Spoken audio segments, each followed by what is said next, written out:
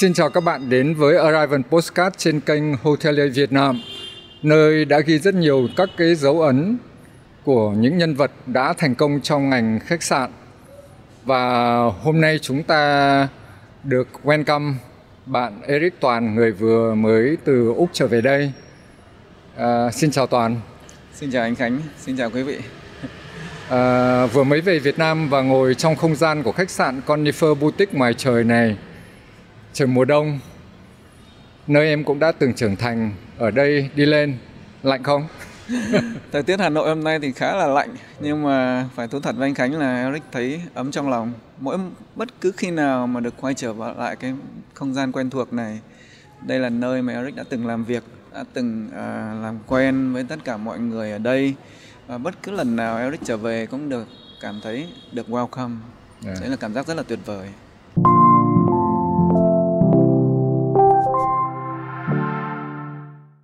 Ấm trong lòng, nhưng có muốn ấm hơn nữa không? Có muốn hút thuốc lá không?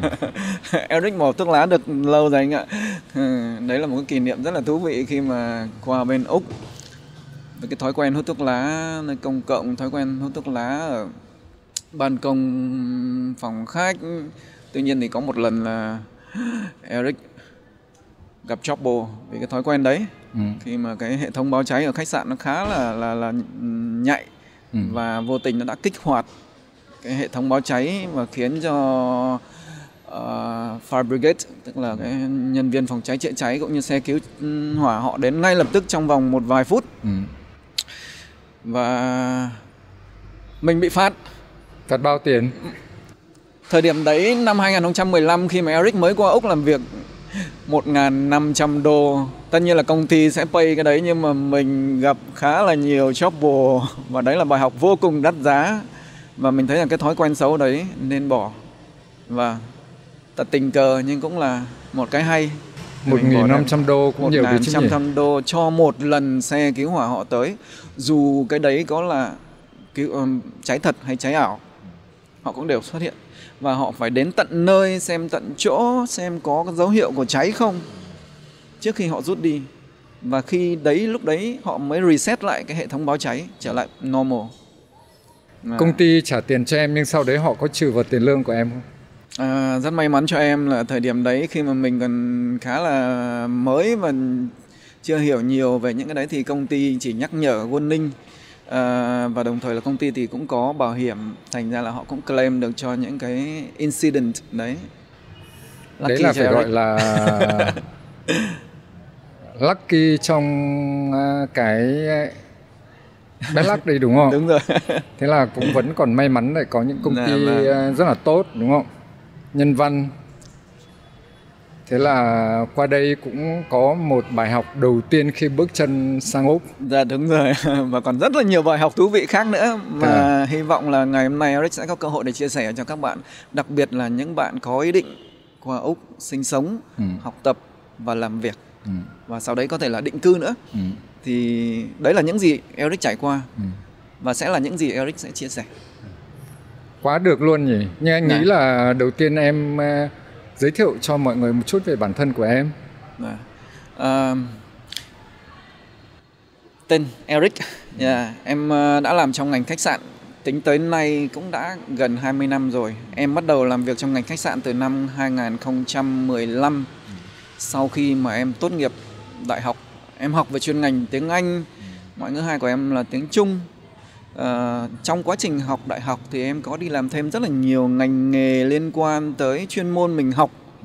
Thì trong đó là có dịch thuật này, rồi dịch phim, dịch văn bản, rồi thậm chí là đi dạy học thêm và làm hướng dẫn viên du lịch cho một số công ty du lịch thời điểm đấy. Thì đi các tuyến điểm như là Hạ Long, Sapa, Hà Nội City Tour, Ninh Bình, vân vân. Thì có một số lần em đón đoàn khách quốc tế ở những khách sạn 5 sao. Thời điểm đấy là Metropole, thời điểm đấy là Sofitel Plaza, rồi Hà Nội Horizon Hotel. Thì bất cứ khi nào mình bước chân vào cái sảnh khách sạn, điều đầu tiên mình ấn tượng đấy là khá là choáng ngợp với cái tính chuyên nghiệp của các anh chị làm trong ngành thời điểm đấy. Và mình bắt đầu thay đổi cái suy nghĩ và cái định hướng ngành nghề của mình nó khá là mông lung lúc đấy luôn. Nhưng mà và em thấy rằng ok, mình sẽ tìm hiểu thông tin về khách sạn, mình sẽ tìm hiểu thông tin về vị trí và mình bắt đầu apply. Và em cũng dành thêm một số cái thời gian sau khi tốt nghiệp đại học là mình thực tập ở một khách sạn quốc tế, xem môi trường này có đúng là phù hợp với mình không. Trước khi mình quyết định tham gia vào ngành nghề này thì thấy mình phù hợp. Và khách sạn đầu tiên em làm chính thức là Hà Nội Pullman. Trước đây là Hà Nội Horizon Hotel. Nhưng anh tưởng là khi đi làm hướng dẫn viên này, gặp rất nhiều khách khác nhau này, đi được nhiều nơi này, thu nhập khá tốt và thậm chí có cả rất nhiều tiền tip nữa. Sẽ có một cái thu nhập ổn định, thế mà vẫn quyết định muốn sang làm khách sạn. Em nghĩ rằng cái thời điểm mà mình còn ngồi trên ghế nhà trường và đi làm nhiều ngành nghề như vậy ấy, thì nó là cái cách để mình trang trải cuộc sống. Và cũng là cái cơ hội để mình thực tập các kỹ năng nói của mình, kỹ năng nghe của mình để support cho cái việc học của mình thôi, cho cái cuộc sống thường ngày thôi. Còn để mà định hướng nghề nghiệp thì em thấy rằng mình không phù hợp ở thời điểm đấy. Em nhận ra là như vậy. Mặc dù tiền nhiều đấy, mặc dù cơ hội cũng có đấy, tuy nhiên cái tính ổn định của nó thì không cao. Vậy nên là em lựa chọn ngành nghề khách sạn và nhà hàng. Quay lại cho anh hỏi một cái, em nói là không phù hợp. Sao lại không phù hợp nhỉ? Tiếng Anh giao tiếp tốt này, ngoại hình tốt này, đẹp trai này. Sao lại không phù hợp? Em nghĩ cái yếu tố chính là sức khỏe của mình ở thời điểm đấy. Việc đi lại quá nhiều. Đi đón đoàn mà mình phải là người đầu tiên mình đi, và mình cũng là người cuối cùng mình kết thúc. Make sure cái chương trình tour nó đã đi đúng tuyến điểm này, make sure là số lượng khách đúng này, make sure menu nhà hàng chuẩn này, rồi đón sân bay từ rất là sớm. Có những chuyến bay nửa đêm mình đi đón, và mình đi dẫn đoàn suốt cả ngày, trời nắng có, trời mưa có. Vậy nên là không phải là mình sợ khó sợ khổ, nhưng mình thấy rằng với cái thể trạng của mình chắc là mình không phù hợp để mà chiến đấu lâu dài theo cái ngành nghề đấy. Anh hiểu. Thế nhưng mà anh lại nghĩ rằng, thế thì em nghĩ rằng là những người làm trong khách sạn không cần có sức khỏe tốt à? Câu hỏi này thú vị. Tuy nhiên thì cái cách sắp xếp công việc của ngành nghề khách sạn nó theo một cái mô típ khác hoàn toàn. Tức là mình có ca kíp, mình có đồng phục, mình có bảo hiểm, mình có chương trình đào tạo, và mình có những cách làm việc hết sức là khoa học để phù hợp với tình hình sức khỏe của nhân viên, phù hợp với vị trí cũng như là education background của nhân viên. Ví dụ như vậy. Có nghĩa rằng là mình không phải làm từ sáng đến đêm, ngày này qua ngày khác, đi theo các đoàn, đúng không? Ca kíp trong khách sạn cũng có lúc mình làm tăng ca, nhưng nó sẽ không phải là câu chuyện thường ngày, thường xuyên nữa, mà nó chỉ là khi mà có những cái đoàn lớn ở trong khách sạn, hoặc là khi là có những khách VVIP ở trong khách sạn, những chuyên gia hay là những chính trị gia hoặc là các diễn viên nổi tiếng, thì lúc đấy mình mới phải tăng ca nhiều. Đang làm một khách sạn quốc tế nổi tiếng do các tập đoàn nước ngoài quản lý, xong chuyển sang khách sạn Condifer Boutique, được H&K Hospitality quản lý. Thế thì em thấy có sự khác biệt gì, và em thấy nó có cái gì ổn và cái gì không ổn? Sẽ có những điểm cộng và điểm trừ khi mà bạn làm cho một khách sạn quốc tế và một khách sạn tư nhân do một tập đoàn công ty quản lý người Việt Nam. Thì em xin phép là em nói về những cái điểm cộng trước đi. Đấy là những gì mình học hỏi được từ những tập đoàn quốc tế sẽ là cơ hội để cho mình phát huy được khi làm cho những mô hình nhỏ hơn. Ở đấy mình có thể bao quát dễ dàng hơn. Ở đấy mình có thể nhận được các cái sự ủng hộ, hỗ trợ từ công ty quản lý sát sao hơn. Đấy, ở đấy mình có thể trực tiếp tham gia vào rất là nhiều công việc khác nhau hơn, chứ không chỉ chuyên một khu vực. Ví dụ như front office only khi mà em làm ở khách sạn quốc tế, đúng không ạ? Thì đấy là những cái điểm cộng, và mình sẽ thấy cái công việc của mình nó không còn bị nhàm chán quá. Và mỗi một ngày khi mình làm được nhiều những công việc khác nhau như thế, mình sẽ học hỏi thêm được nhiều kiến thức khác nhau, mở rộng thêm được kiến thức, thì nó là cái nền tảng để sau này mình lên ở những vị trí cao hơn, mình có một bức tranh tổng thể hơn, rõ ràng hơn. Vâng.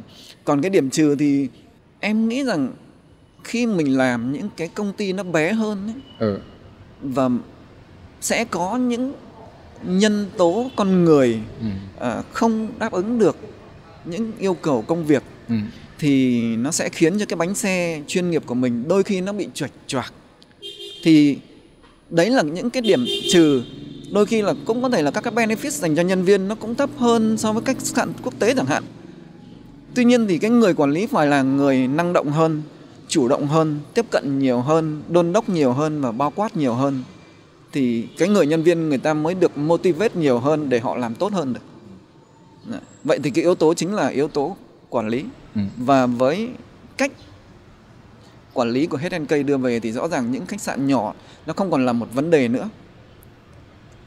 Họ chấp nhận chia sẻ cái doanh thu, cái lợi ích, nhưng bù lại họ sẽ nhận được lại rất là nhiều.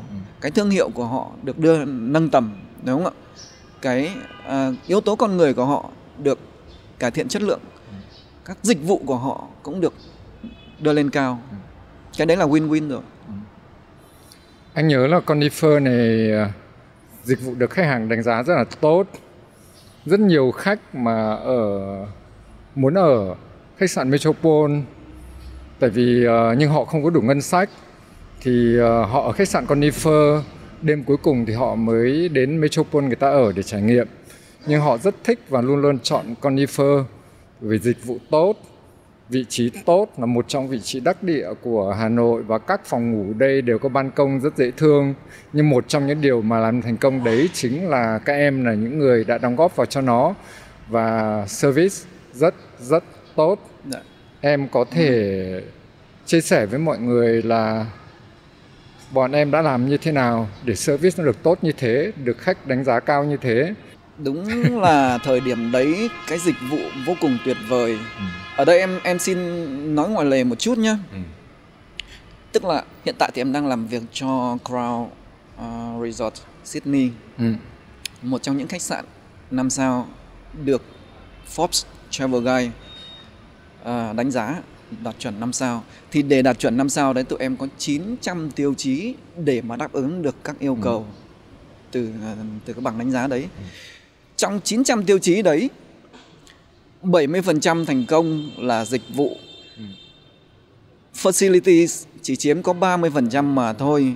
Vì vậy, khi mà so sánh, quay trở lại câu hỏi của anh, khi mà so sánh Metropole với Conifer, Facilities là khập khiễng.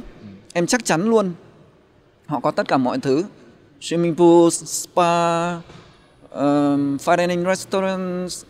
Tuy nhiên, cách dịch vụ thì chúng ta đang áp dụng ở Conifer tương đồng với 5 sao ở thời điểm đấy. Vì vậy chúng ta thắng.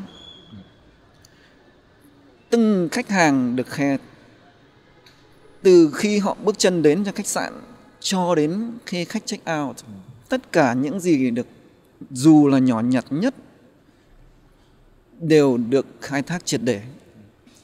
Từ cái welcome letter cho đến miếng ăn, giấc ngủ của khách, từ cái linen chúng ta lựa chọn sát sao, tốt như thế nào, từ cái cách mà chúng ta nói chuyện với khách ra sao, cách mà chúng ta cung cấp thông tin về Hà Nội như thế nào đối với khách, local knowledge.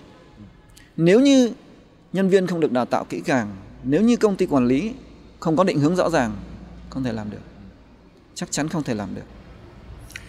Nhưng anh lại nghe thì nói như thế này, bởi các bạn làm trong các khách sạn nhỏ như này, các em chăm sóc hàng tốt. Tại một trong mục đích của các em là các em nhận được nhiều tiền tip của khách. Khách cho nhiều tiền, các em vui vẻ hơn. Có phải không? Cứ nói thật đi xem nào. Câu hỏi đấy thì nếu mà xét về cái tiền tip thu nhập thì em không nghĩ nó là yếu tố, một trong những yếu tố chính, nhưng không phải là yếu tố quyết định. Bởi vì những người mà đã chọn làm trong ngành dịch vụ đều là những người làm dịch vụ từ tâm. chứ không phải làm dịch vụ từ túi. Nếu như bạn làm dịch vụ từ túi, bạn chỉ sống được 2-3 tháng đến 6 tháng mà thôi. Nếu bạn làm dịch vụ từ tâm thì bạn sống đến mấy chục năm lận cơ. Trong nó ngành sẽ bền vững hơn. Nó sẽ bền vững hơn. Đấy là sự phát triển bền vững. Ai cũng mong có tiền, đúng không? Ai cũng muốn có thêm thu nhập để mà cải thiện cuộc sống, để mà chi tiêu. Tuy nhiên, cái việc khách không tip mà bạn không cười thì ngành này không dành cho bạn. Như hỏi nhỏ này, luôn. Ngày ấy tiền tip có được nhiều không? Bây giờ thì có thể nói được rồi mà. Bây giờ đây có làm đây nữa đâu. Bây giờ không làm đây nữa. Nhưng mà tiền tip ngày đấy chắc chắn với anh luôn, ngày nào tụi em cũng có được một khoản khá khá mang về. Bởi vì khách thời điểm đấy ở cái khu vực này là khách chi trả rất là cao. Chắc chắn luôn. Cái giá phòng của chúng ta đôi khi có những hôm có thể sánh ngang với những 5 sao xung quanh. Và cái dịch vụ chúng ta cung cấp khiến cho khách vô cùng hài lòng. Và khi họ hài lòng thì những con số lẻ đấy không đáng làm bao. Và họ không phải là họ cho theo dạng là biết nói nào được ta, ép làm buộc hay là ép phải cho. Vâng. Mà họ appreciate cái dịch vụ của mình. Họ cảm ơn. Đấy là một hình thức cảm ơn cho những gì họ nhận được. Có những khách nhé, họ về họ còn gửi email cảm ơn, họ còn gửi quà từ nước ngoài qua bên này cho em vào cái ngày sinh nhật của em.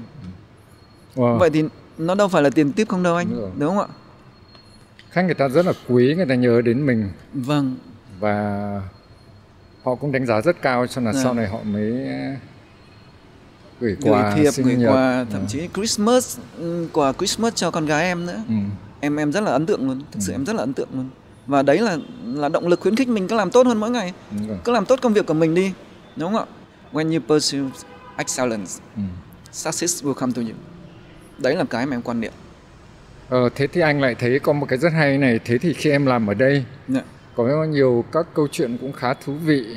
Em có thể kể một cái kỷ niệm hoặc một cái gì mà nó cũng đáng nhớ ở đây trước khi em bước sang bên Úc, cuộc đời xô đẩy sang bên Úc? Ý anh Khánh là ở khách sạn này hay là ở Việt Nam ạ? Ở khách sạn này cũng được, ở Việt Nam cũng được. Ở khách sạn Canifer thì em cũng có một kỷ niệm vô cùng thú vị. Tức là có một lần nhá, có một cặp vợ chồng cứ extend 1 đêm, extend 2 đêm, extend 3 đêm. Mặc dù ở thời điểm đấy thì khách sạn khá là busy. Và em bị cuốn theo cái khối lượng công việc. Và em không chi tiết được với cái tình huống đấy. Tuy nhiên khi mà em bắt đầu nhận ra cái sự khác thường đấy, thì mình mới trò chuyện gặp gỡ khách để xem là rốt cuộc là họ gặp cái trouble gì để mà đến nỗi cứ phải extend như vậy ấy. Thì họ gặp trục trặc về chuyến bay. Và cái chuyến bay đấy nó cứ bị hoãn, nó bị delay. Họ cứ confirm hết rồi nhưng ra đến sân bay thì nó lại bị thay đổi. Là bởi vì cái thời điểm đấy có những cái giao tranh ở khu vực mà đất nước mà họ sinh sống. Thành ra là các chuyến bay nó có bị thay đổi liên tục vậy. Rất là thương và rất là thông cảm. Và về phía khách sạn thì em bắt đầu có những cái động thái hỗ trợ. Ví dụ như em báo cáo với ban giám đốc và mình có thể mình discount. Thay vì giá walk-in thì mình có thể áp dụng cái giá như agent chẳng hạn, để cho khách họ không phải có những cái phát sinh chi phí. Thứ hai là mình sẽ là người trực tiếp check cái vé máy bay cho họ, thay vì khách cứ phải khó khăn phải check. Thứ ba là mình sắp xếp xe của khách sạn đưa họ ra đấy và chờ để make sure được là cái chuyến bay của họ nó diễn ra, thay vì mọi lần họ không phải đi taxi, sau đấy là ra sân bay rồi họ lại phải tìm cách bắt taxi quay về đây, vô cùng khó khăn. Và khi mà em tiễn khách, ngoài cái việc mà make sure mọi thứ ready ấy, thì mình nói với họ một cái rất là phong thủy của người Á Đông. Đấy là ok, ngày hôm nay make sure là ông bà bước chân phải ra đường đảm bảo rằng sẽ không còn trục trặc gì nữa. Thì khi mà khách họ về được đến nơi họ viết lại cái câu chuyện đấy cho em và họ nói rằng ngày hôm đấy tôi đã follow cái advice của Eric và rất may là mọi thứ diễn ra suôn sẻ. Có lẽ là do cái lời khuyên đấy của Eric. Đấy là cái tình huống vô cùng thú vị luôn và mình nhớ mãi khi nhắc đến Conifer. Rất là hay nhỉ. Nhưng thế sau này Eric đi làm các nơi khác thì có follow theo kiểu phong thủy đấy không? Trong những tình huống phát sinh thì mình đưa ra những cái đấy để giảm bớt cái sự căng thẳng của khách cho khách hàng. Vâng. Thế còn em thì em vẫn tin rằng cứ làm đúng mọi thứ thì nó sẽ chính xác hơn là chỉ mong chờ vào cái vận may. Đúng rồi. Thực ra đấy là do mọi người cũng rất là gọi là tận tình, chu đáo và thu xếp công việc nó tốt, đúng không? Để đạt được một kết quả tốt. Anh nhớ là sau này Eric còn vào Sài Gòn làm việc ở khách sạn Royal Lotus Hotel Sài Gòn, cũng do H&K Hospitality quản lý. Đang làm ở ngoài Bắc, đi vào trong Nam. Thế thì em có gặp các vấn đề gì khó khăn không? Hoặc là em muốn chia sẻ gì với các bạn, khuyên các bạn khi cũng muốn trải nghiệm đi nhiều nơi khác nhau ở Việt Nam? Khi mà đánh giá mọi vấn đề thì em sẽ nhìn theo hai hướng, hướng tích cực và hướng tiêu cực. Tuy nhiên khi quan niệm về cuộc sống thì em sẽ ít khi dùng từ khó khăn, mà em sẽ xem nó là thử thách thôi. Vâng. Và cái thử thách khi mà bạn chuyển từ một vùng miền này tới một vùng miền khác, đấy là cái sự khác biệt về văn hóa, về thời tiết, về thói quen tập quán của con người. Thì đúng như anh vừa hỏi, khi em chuyển từ Hà Nội vào làm cho Royal Lotus Hotel Sài Gòn thì có một số cái vướng mắc mà mình phải đối diện khi mới vào. Đấy là Hà Nội thời điểm đấy là mùa thu, thì vào trong đấy nóng, mùa mưa. Và em gặp một số khó khăn ban đầu đấy. Thứ hai là cái thói quen làm việc của người phương Bắc này thì cũng có phần nào đấy hơi khác biệt so với các bạn trẻ ở trong Nam.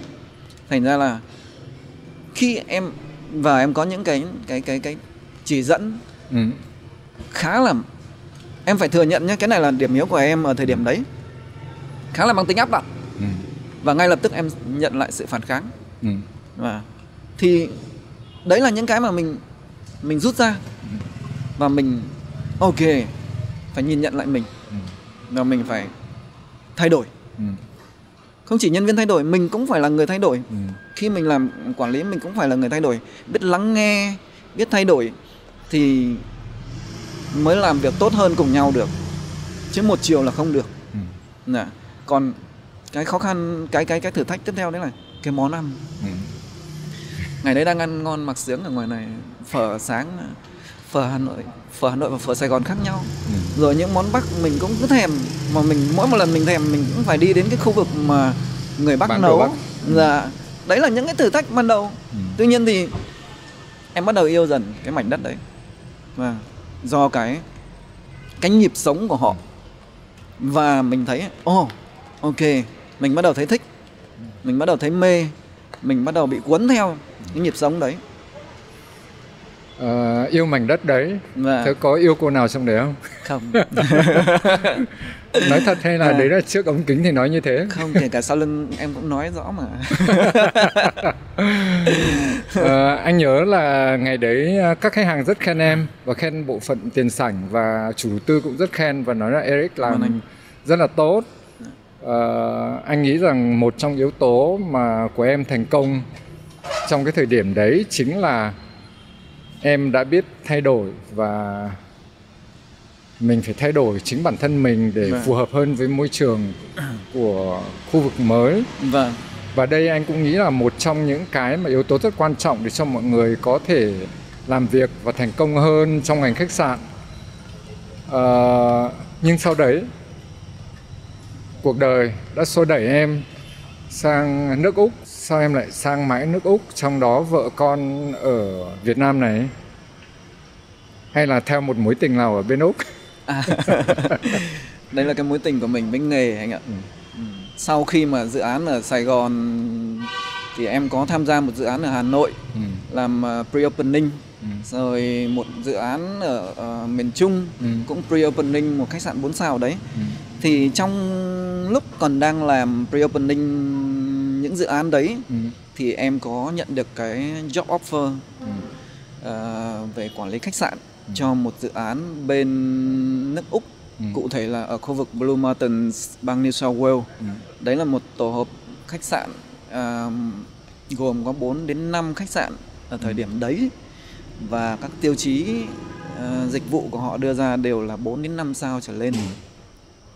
Thì dựa vào cái kinh nghiệm làm việc, các cái chứng chỉ học hành, rồi trình độ tiếng Anh, thì em đáp ứng được tất cả những cái yêu cầu mà họ đưa ra.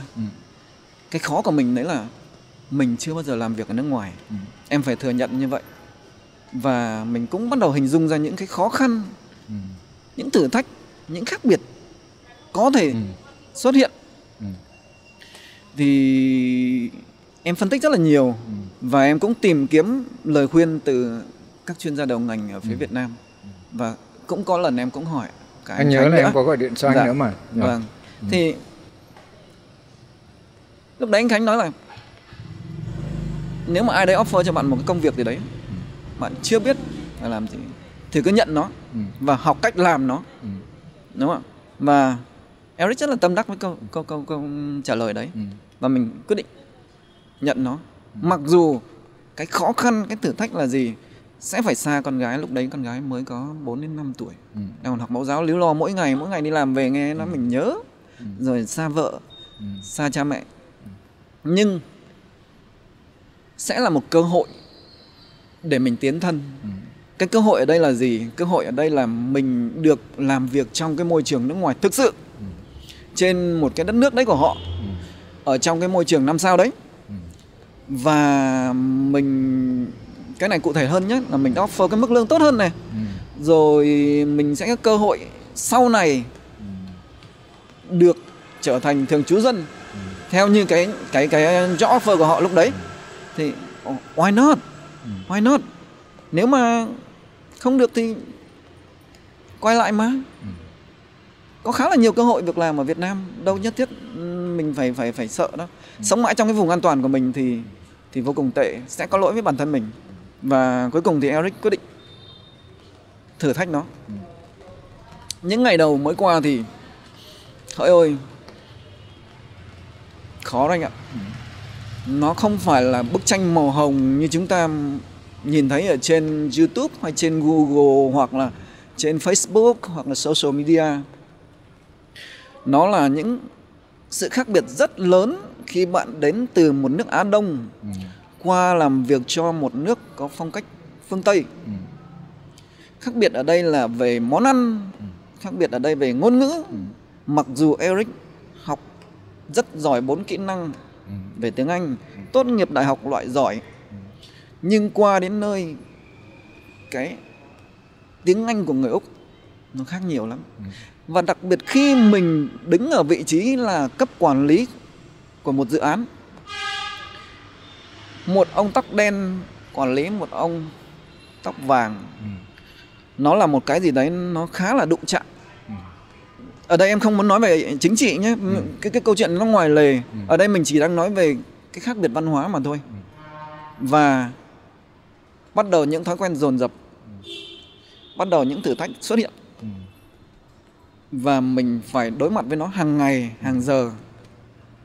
Nhưng châm ngôn của mình, và cái từ này chưa bao giờ xuất hiện trong từ điển sống của mình, đấy là bỏ cuộc.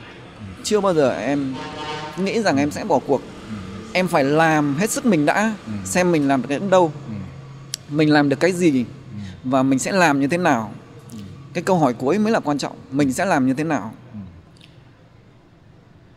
Ok, tiếng Anh của mình không hiểu hết được những gì người bản xứ họ nói. Mỗi buổi sáng ngủ dậy phải bật tivi lên xem thời sự để mình biết được cái gì đang diễn ra ở đất nước này. Mỗi buổi tối xem lại các cái chương trình để biết được cái thói quen của họ ăn uống như thế nào, họ đi lại ra sao, đúng không? Vân vân, vân vân. Rất là nhiều. Và cái khác biệt ở đây nữa là cái tính chất công việc. Cái hệ thống báo cáo kế toán của họ khác hoàn toàn với mình. Cái cách mà họ làm việc với nhà cung cấp cũng khác hoàn toàn với mình. Cái cách mà họ training cho nhân viên cũng khác hoàn toàn với mình. Đấy. Thì những cái khác biệt đấy làm sao có thể thay đổi được trong 1 ngày 2 ngày được. Đúng không ạ? Vì vậy nên là em cũng có ngồi lại với chủ đầu tư, em cũng có ngồi lại với ban giám đốc. Thì ngoài cái công việc hàng ngày đấy ra, tụi em làm việc 5 ngày 1 tuần, thì em muốn multiple task của mình tốt hơn. Và em muốn get to know tất cả những công việc tốt hơn.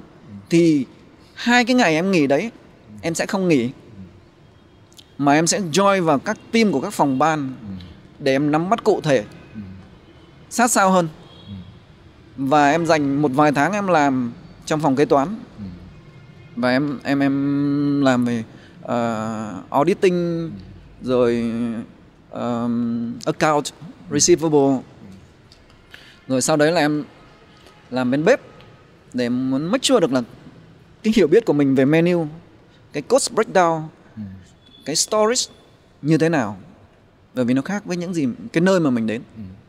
Rồi em làm bên nhà hàng để em hiểu được là cái service sequence của nhà hàng nó sẽ phải như thế nào, làm sao để mình quản lý, làm sao để mình sáng tạo ra menu về đồ ăn, menu về đồ uống, cái cách mà các bạn bếp garnish nó có đúng như khách hàng mong đợi hay không, và có khác với cách mình garnish ở bên Việt Nam hay không.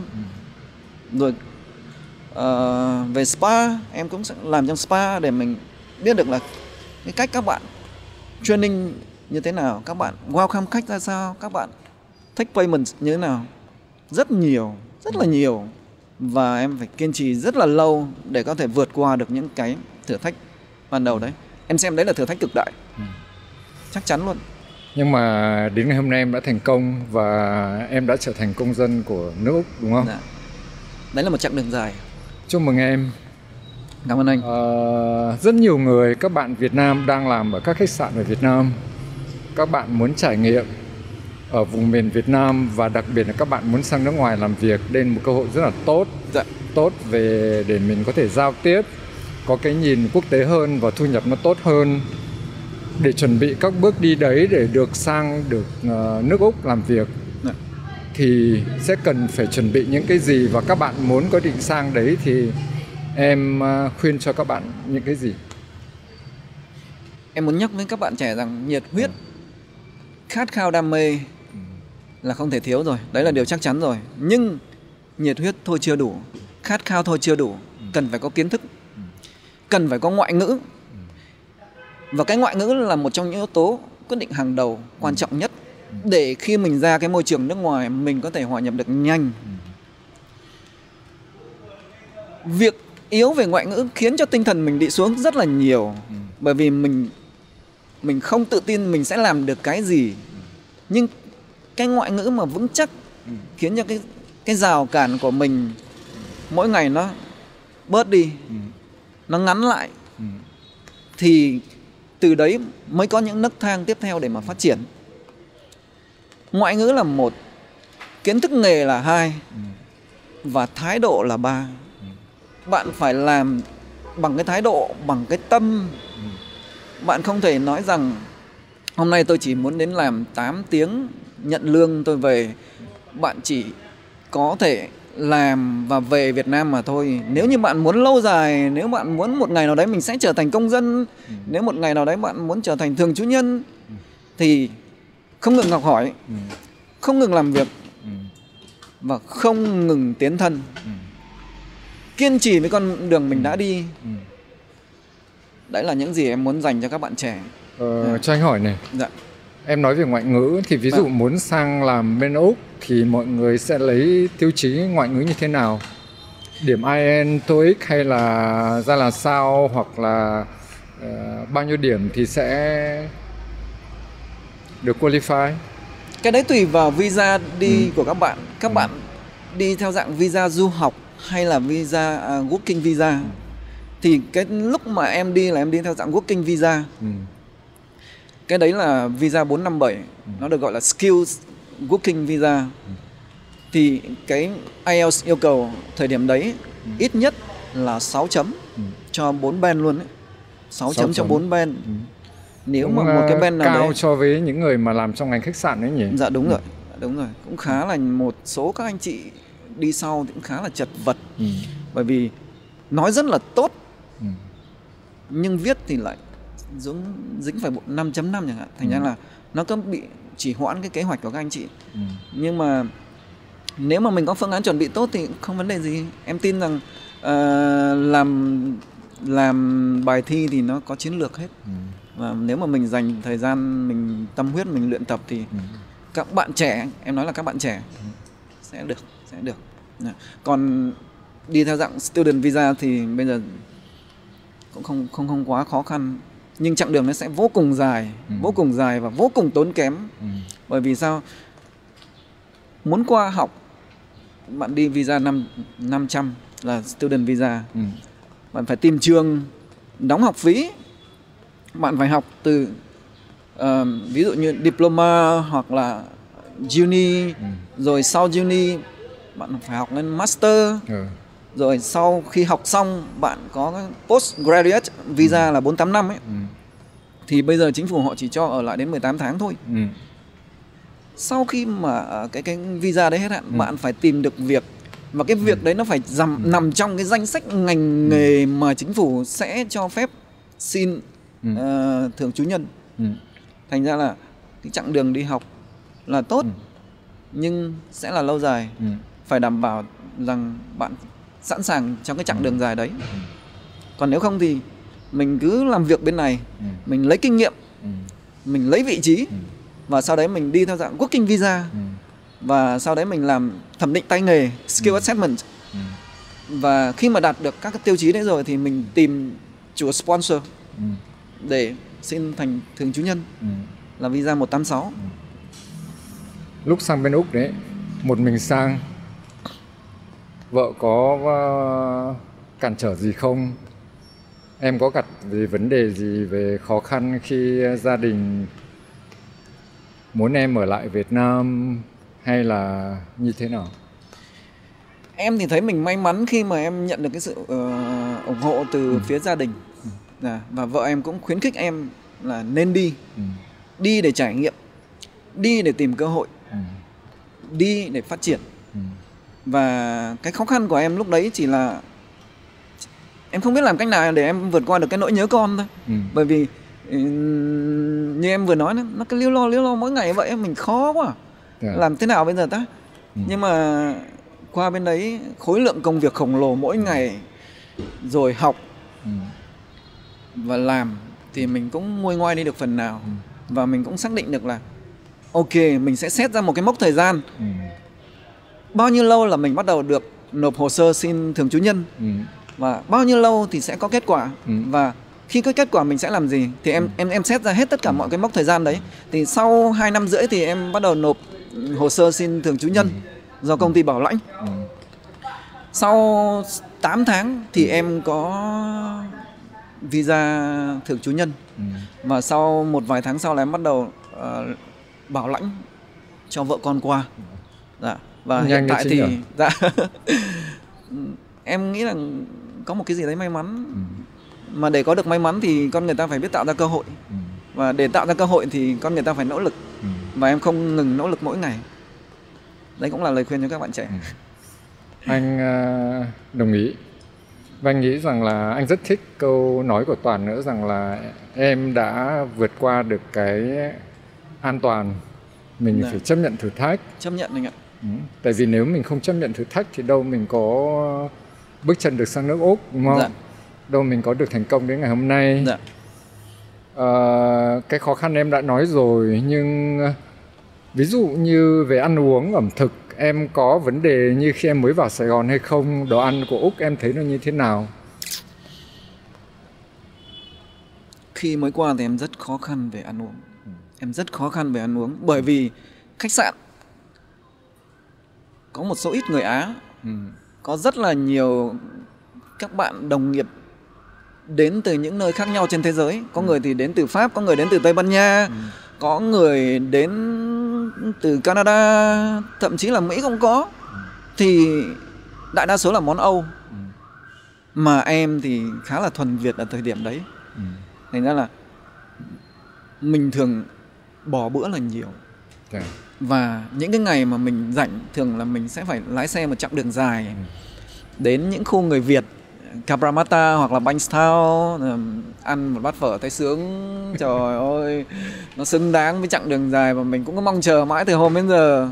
Còn hàng ngày thì buffet breakfast hoặc là một cái snack gì đấy nhanh để ăn trưa. Đấy là cũng là thói quen của người Úc luôn đấy. Họ không có một cái big lunch như mình đâu. Và dinner của họ thì cũng là những cái món khá là thiên về thịt nhiều, như là steak, như là lamb đấy. Nhưng mà dần dần rồi em cũng quen dần. Thì bắt đầu mình học cách gọi là survive. Mình mua gạo, mình mua thịt, mình mua đồ ăn Việt về mình nấu, mình dự trữ, mình cất tủ lạnh, rồi khi nào xong công việc về ăn uống thì mình skip cái chỗ ăn ở nhà hàng của nhân viên. Thì mình về nhà mình ăn món Việt của mình thấy thích hơn và mình relax hơn, và có thể mình sẽ recover được trong ngày hôm sau, bắt đầu một ngày dài hôm sau. Nhưng mà em biết nấu ăn từ trước khi sang Úc hay là sang Úc mới biết nấu ăn, phải tự nấu? Em biết nấu ăn từ trước khi sang Úc. Bởi vì từ khi mà 18 tuổi là em đi học đại học. Em sinh ra ở một tỉnh thuộc Bắc Trung Bộ. Thì em học ở Hà Nội. Và có nghĩa là em đã xa cha mẹ, xa gia đình từ ngày còn trẻ như vậy rồi. Là mình cũng học cách chăm sóc bản thân mình. Nấu ăn, giặt giũ, đấy, soạn bài, làm bài, vân vân. Thì tất nhiên là mình sẽ không làm được những món ăn cái gì đấy nó fancy quá. Nhưng mà những cái cơ bản thì em làm được. Và em cũng duy trì cái thói quen đấy khi mà mình sang bên Úc. Mình sinh sống và làm việc. Thực ra một trong kỹ năng mà biết nấu nướng, tự chăm sóc cho bản thân, đấy cũng một kỹ năng rất tốt. Và thực ra anh cũng nghe thấy rất nhiều người và mọi người khuyên rằng là tất cả các bạn mà kể cả sinh viên sang học bên nước ngoài hoặc mọi người đi làm, mọi người biết nấu nướng, biết tự chăm sóc mình, thì nó cũng giúp cho mình giải tỏa được rất nhiều các áp lực, và cho cuộc sống nó cũng đỡ hơn, đỡ căng thẳng hơn và thú vị hơn. Đúng rồi. Đúng không? Em đồng ý quan điểm đấy.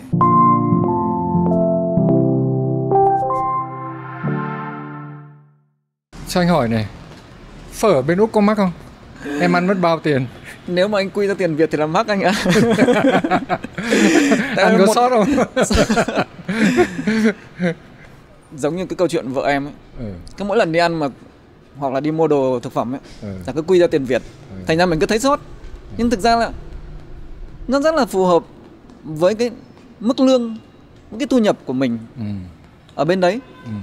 Ví dụ một bát phở thường nó rơi vào khoảng 14 đô cho đến 18 đô. Nếu mà anh cứ nghĩ là hơn 300.000 tiền Việt đến gần 400.000 tiền Việt một bát phở thì anh sẽ thấy sót. Anh sẽ không dám chi tiêu như vậy. Nhưng nếu mình nghĩ là 1 giờ làm việc của mình là 40 đô thì ăn một bát phở 14 cho đến 18 đô thì đâu vấn đề gì đâu, đúng không? Mà em lại là một người rất là thuần Việt nhé. Mặc dù em làm khách Âu, mặc dù em chạy nhà hàng Âu, nhưng mà em lại rất thích ăn món Việt. Và món Việt là món rất là nổi tiếng ở Úc cũng như là trên thế giới luôn. Rất là nhiều nhà hàng Việt ở bên nước Úc rất là thành công. Lượng khách cực kỳ yêu thích. Thích ăn phở. Dạ. Phở Việt Nam có hai nghĩa đấy. Là theo nghĩa nào đấy? Nghĩa là phở nóng anh ạ. Nói đùa thế thôi. Anh nghĩ rằng là ăn phở, ăn các đồ Việt Nam, khi mình thích các đồ Việt Nam đấy, nó cũng sẽ cung cấp cho mình năng lượng tốt hơn, những năng lượng tích cực để cho mình quay lại làm việc. Dạ vâng. Một cái nữa là anh thấy rằng là kỹ năng về nấu nướng, đúng không? Cũng may mắn là em biết nấu nướng trước khi sang bên Úc. Nó cũng giúp cho em được rất nhiều khi giải tỏa căng thẳng hoặc là nhớ nhà. Dạ. Mọi người cũng nói với anh rằng là với các bạn sinh viên khi sang nước ngoài đi học hoặc thậm chí những người đi làm, cũng như thế, cần trang bị cho mình những kiến thức tối thiểu về nấu nướng hoặc cách cái quản lý các công việc của mình ở nhà đấy, biết làm một số các việc cơ bản. Thì đấy là theo anh và mọi người nói như thế. Còn thực tế em đã ở bên Úc thì em thấy nó như thế nào? Em rất là đồng ý với cái quan điểm như vậy luôn ấy. Tức là dù là đi đâu chăng nữa ấy, việc đầu tiên cần học đấy là học cách chăm sóc chính mình. Ngay từ ngày còn trẻ ấy, em đã sống tự lập rồi. 18 tuổi tốt nghiệp cấp 3 ra Hà Nội học, xa gia đình. Thì từ đấy là mình đã học cách tự chăm sóc chính mình bằng cách là sau mỗi giờ học này mình mua đồ ăn, tự về nấu món ăn, rồi tự giặt giũ, tự mua sắm. Thì nó đã hình thành một cái tính cách ngay từ ngày đấy. Và bất kể khi nào mình đi đến đâu, mình làm việc hoặc là mình đi xa, thì mình vẫn có thể nấu được những món ăn mà mình yêu thích, có thể tự chăm sóc chính mình và có thể sống một cách tự lập. Nói như vậy không có nghĩa là mình không cần người nấu cho mình. Vợ em nấu rất là ngon, thành ra là em khá là lu mờ mỗi khi mà trình diễn kỹ năng nấu ăn, và em chọn rửa bát. Cũng tốt mà, nhưng nghĩ là hay là nhân dịp cơ hội này Eric Toàn muốn qua chương trình phát sóng để cảm ơn vợ đây. Nịnh vợ cũng giỏi đi chứ nhỉ. Rất là thích thú nhỉ. Tại vì em nói rằng là bát phở giá cũng cao nhưng mà cũng xứng đáng. Tại nói đến chuyện tiền lương thì chắc là lương làm bên đấy thu nhập cũng cao đúng không? Anh sẽ không hỏi chi tiết là bao nhiêu tiền lương một tháng của em. Nhưng mà so với cái vị trí mà làm quản lý tương đương ở Việt Nam với mức lương ở bên Úc thì nó sẽ cao gấp mấy lần. Ok. Khó để mà em lượng ra một con số là cao gấp mấy lần. Nhưng mà là cao hơn. Bởi vì cái mức lương thường là do chính phủ quy định sẵn hết rồi. Và tất cả các chủ đầu tư, người quản lý lao động, họ sẽ dựa vào cái base đấy để offer cho người lao động. Thì tùy từng cấp mà họ tuyển về, họ sẽ có những mức lương thỏa thuận khác với cái base đấy.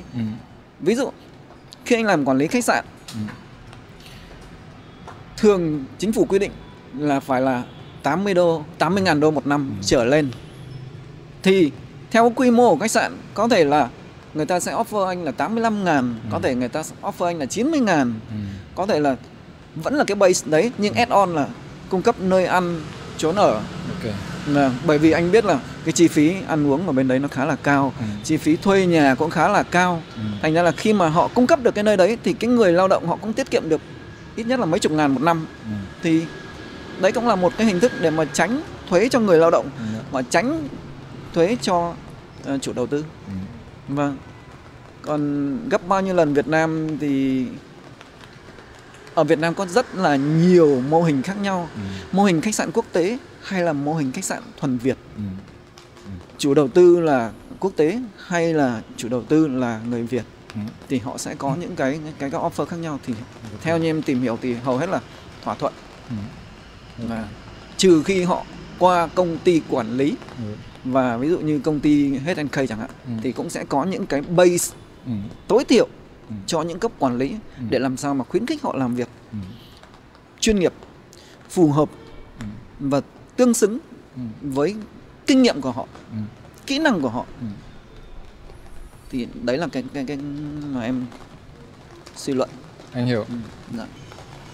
Trong quá trình làm việc bên Úc đấy, thì giai đoạn đầu tiên cũng như bây giờ đến lúc mình đã cũng khá là thành công. Nhưng trong quá trình xử lý công việc, giải quyết công việc, anh biết là sẽ có những cái khó khăn. Nhưng lúc đấy em nói không phải khó khăn mà nó là gọi là thử thách. Vâng. Thế thì cái gì mà làm cho em phải rất nhớ và em phải rút kinh nghiệm cho bản thân mình và cũng như cho các bạn nếu như có ý định sang làm bên Úc? Em nghĩ là những cái thử thách chính là cái quy định rất là chặt chẽ mà chính phủ họ đưa ra. Cái này được gọi là compliance. Tức là những bạn nào mà là sinh viên thì cái lao động của bạn mỗi tuần giờ làm việc chỉ được maximum 20 tiếng mà thôi. Những bạn nào là full time, cái giờ lao động full time mỗi tuần là 38 tiếng mà thôi.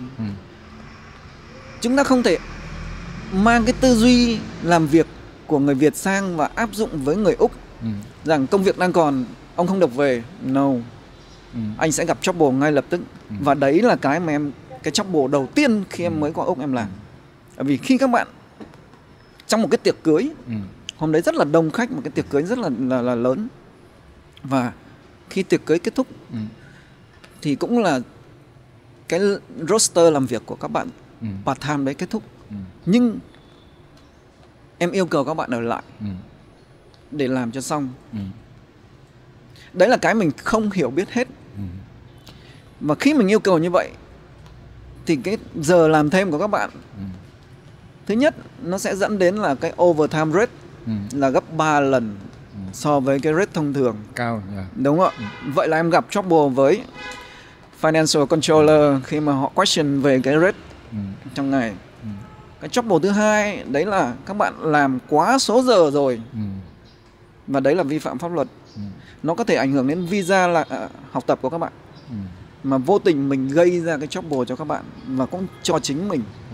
Còn những người làm full time như tụi em, những người làm managers như tụi em, thì mình có thể làm extra, bởi vì cái working hours của mình về mặt lý thuyết nó là 38 giờ một tuần. Nhưng cái responsibility, trách nhiệm của mình thì mình phải make sure được mọi thứ nó phải hoàn thành trước khi mình rời khỏi vị trí. Thì nó khác. Thì em không cần phải chấm công thêm, nhưng em phải make sure là công việc của em hoàn thành. Nhưng khi em yêu cầu các bạn hoàn thành thì các bạn lại phải chấm công thêm. Thì đấy là cái mà em không aware được. Và đấy là một trong những cái thử thách ban đầu. Thì có nghĩa là em phải học, em lại phải tìm tòi vào trong các website của chính phủ, tìm cụ thể. Và bên đấy họ có một cái tổ chức được gọi là Fair Work. Fair Work tức là cái tổ chức bảo vệ quyền lợi của người lao động. Ví dụ như họ bị trả sai cái rate, ví dụ họ bị trả thiếu cái giờ làm, là họ có quyền complain lên cái Fair Work. Và Fair Work sẽ contact trực tiếp với quản lý khách sạn để giải quyết vấn đề đấy. Và nếu mà khách sạn cấp quản lý mà không theo pháp luật thì họ sẽ áp dụng một số biện pháp trừng phạt. Đấy. Anh hiểu. Vậy nên là just do the right thing. Hãy làm việc chính xác trước. Số lượng, tỷ lệ nhân viên làm việc trong khách sạn, trong nhà hàng so với tỷ lệ ở Việt Nam như thế nào? Tại vì bên nước ngoài đấy anh thấy là các nhân viên chạy bàn hoặc nhân viên nhà buồng rất ít, không đông như người Việt Nam. Có phải vì người ta khỏe hơn, người ta to cao hơn không, hay là sao? Nếu mà yếu tố con người thì ở Việt Nam cái khối lượng nhiều, tức là quantity, tức là nhiều người hơn so với người lao động ở bên Úc mà em đang làm việc. Tuy nhiên khi nói về quality, tức là chất lượng lao động, thì em cho rằng cái này em xin phép được nói thẳng. Có thể là một số anh chị sẽ không thích, tuy nhiên mình phải có một cái nhìn thực tế. Đấy là họ làm tốt hơn, họ làm hiệu quả hơn, bằng cách một người có thể cover được nhiều job cùng một lúc. Ví dụ một nhân viên mà chạy bàn chẳng hạn, như ở Việt Nam là họ chỉ có stick với cái section của họ thôi. Tuy nhiên ví dụ ở bên Úc, khi mà em chạy tiệc cưới, các bạn chạy bàn đấy, khi mà ôm cái section đấy, bạn vẫn có thể jump vào quầy bar để make drinks. Bạn có thể mình có thể swap, bạn đứng ra làm cashier. Nhưng ở đây mình chia cashier chỉ đứng làm cashier, đúng không ạ? Mình không chạy service. Em lấy ví dụ như thế. Cũng như là các bạn housekeeping, là chỉ có làm phòng. Nhưng ở kia các bạn có thể làm laundry, các bạn có thể làm public areas, có thể thậm chí là gardening luôn, các cái tiểu cảnh luôn. Nhưng bên này thì chúng ta chia section như vậy, và các bạn ở đây chỉ có stick với cái section đấy. Các bạn ấy không dám bước ra khỏi, sợ bị phạt, hoặc là sợ làm sai, hoặc là cái cách quản lý của chúng ta khác. Thì đấy là cái sự khác biệt về yếu tố con người. Tóm lại là về hiệu quả công việc, về hiệu suất, rõ ràng đây là một thực tế, đúng không? Rõ ràng đây là một thực tế. Đài báo chí cũng nói là hiệu suất làm việc của người Việt Nam mình chưa được cao. Vâng. Nhưng cái này có thể cải thiện được bằng cái cấp quản lý tốt. Khi mà một người quản lý tốt quan sát sát sao với công việc thì sẽ không lãng phí nhiều nhân sự như vậy. Ví dụ như khi vào một nhà hàng chẳng hạn, cái bạn đứng host đấy mà chỉ host khách không thì nó là sự lãng phí.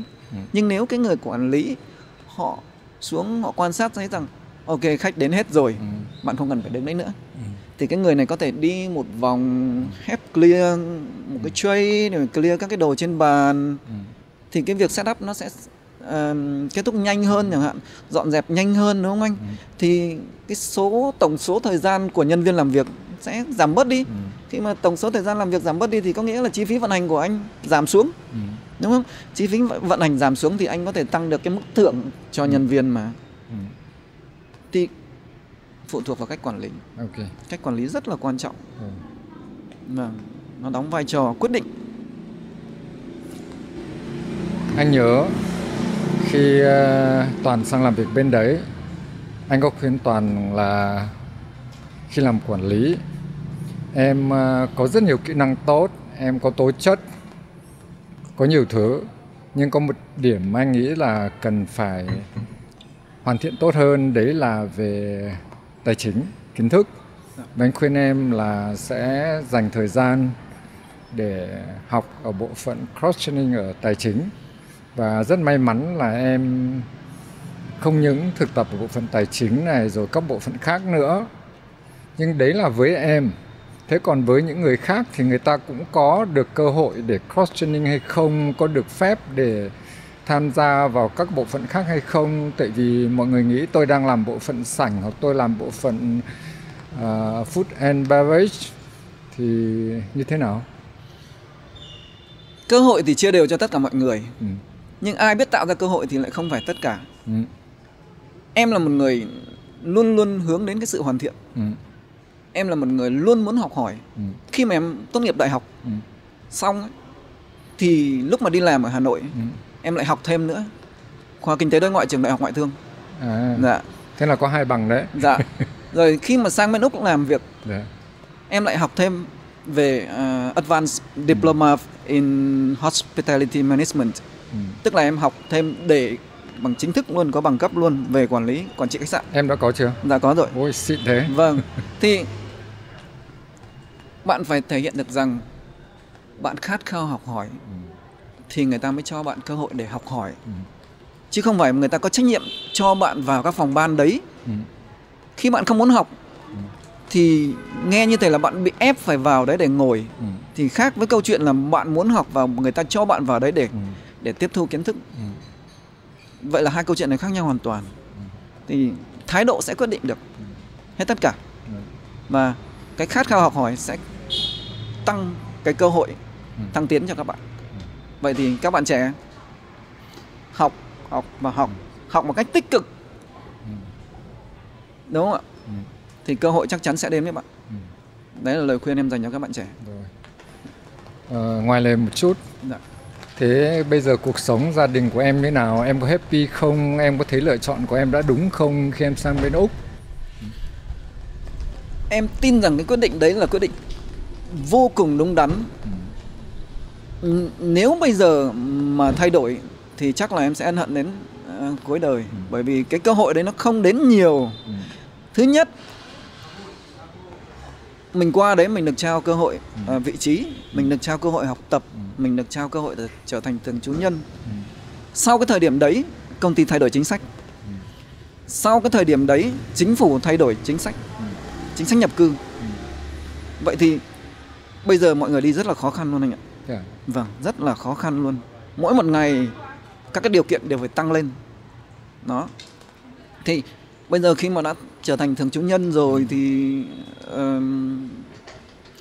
an cư lập nghiệp. Thì vợ chồng em, con cái cũng đều trở thành công dân hết rồi. Rồi tụi em mua nhà ở bên đấy. Rồi hai vợ chồng đều đi làm full time. Con thì đi học trường công. Thì tụi trẻ con bên đấy thích lắm anh ạ. Có rất là nhiều cái phúc lợi dành cho tụi nó. Ví dụ như đi học thì được học trường công miễn phí đến năm 18 tuổi này. Rồi có các cái benefits về chăm sóc nha khoa miễn phí này. Rồi y tế miễn phí này.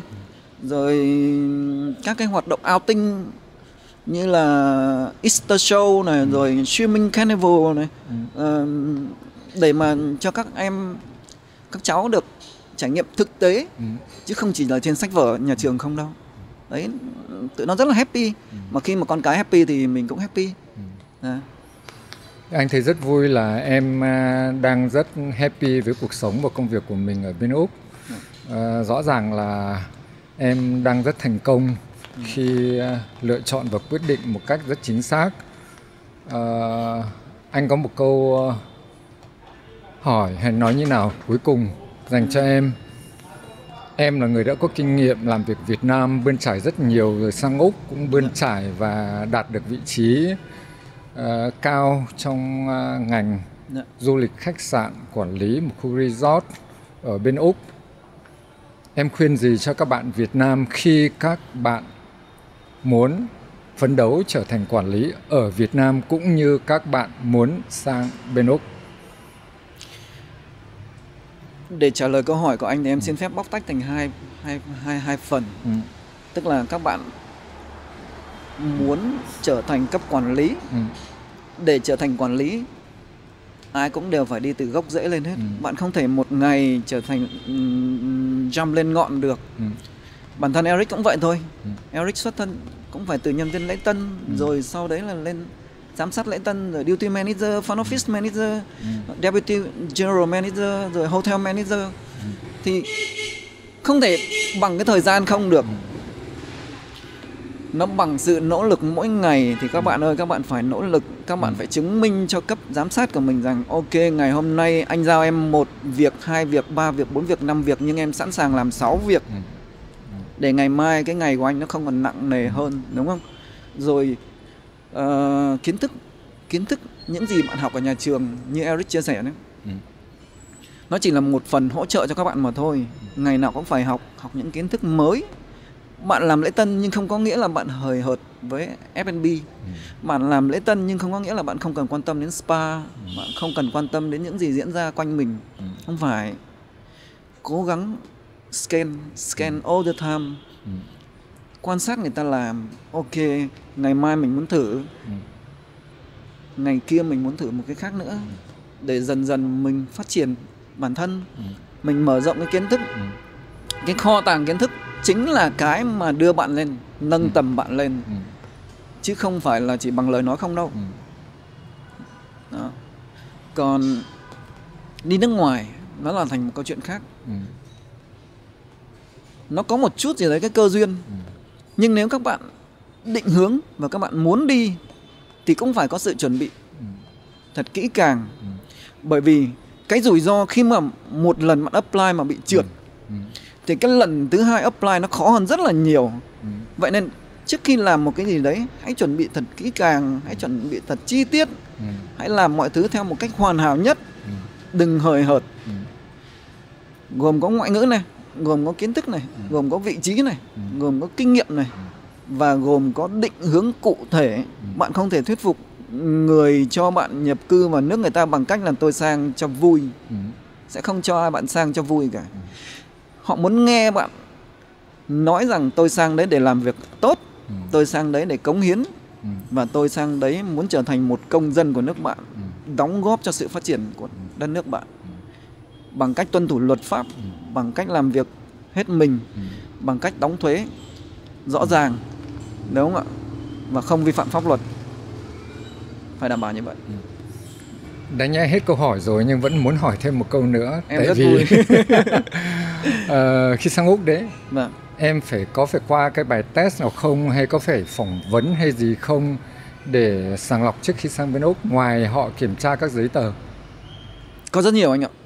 Có rất là nhiều. Ngoài các yêu cầu về công việc để mà lodge lên trên bộ di trú, để cái chủ đầu tư thuyết phục được là cái ứng viên này tốt hơn những ứng viên còn lại, để tôi phải mang từ nước ngoài sang, thì mình còn phải vượt qua những cái kiểm tra pháp lý, ví dụ như là lý lịch tư pháp này, rồi các cái reference letter từ những nơi mình từng làm việc này, để make sure là mình không có vi phạm cái gì trong công việc này, rồi mình không bị tiền án tiền sự này.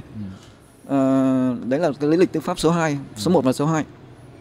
Và bằng cấp của mình này là thật hay giả, họ sẽ tìm ra được hết. Các bạn làm sai là các bạn fail ngay. Đừng có nghĩ rằng họ không biết. Đó. Đấy là những cái mà các bạn phải make sure là mình làm đúng. Có nghĩa là không phải phỏng vấn nữa đúng không? Không phải phỏng vấn nữa nhá. Em chỉ phỏng vấn trực tiếp với Financial Controller lúc đấy này, rồi Group HR Manager này, rồi Owner và anh Group GM. Ok. Cảm ơn Toàn rất nhiều. Em đã dành thời gian ngày hôm nay cho Arrival Postcard trên kênh Hotel Việt Nam. Anh nghĩ đây là những cái chia sẻ thú vị và rất có hữu ích cho các bạn đang làm việc và các bạn sẽ chọn ngành khách sạn, những người muốn làm việc trải nghiệm nhiều nơi Việt Nam, cũng như những người muốn sang nước Úc để làm việc. Và anh hy vọng rằng sẽ có nhiều người sẽ theo dõi hơn trên kênh Arrival Postcard, kênh Hotel Việt Nam này, để tiếp tục lắng nghe, theo dõi những câu chuyện của những người khác cũng rất thành công. Xin cảm ơn em. Cảm ơn anh rất là nhiều. Chúc cho chương trình chúng ta sẽ tạo ra một sân chơi hữu ích và sẽ là nơi để cho các bạn trẻ được lắng nghe, được học hỏi và được thành công cùng các anh chị. Cảm ơn anh rất là nhiều. Cảm ơn em.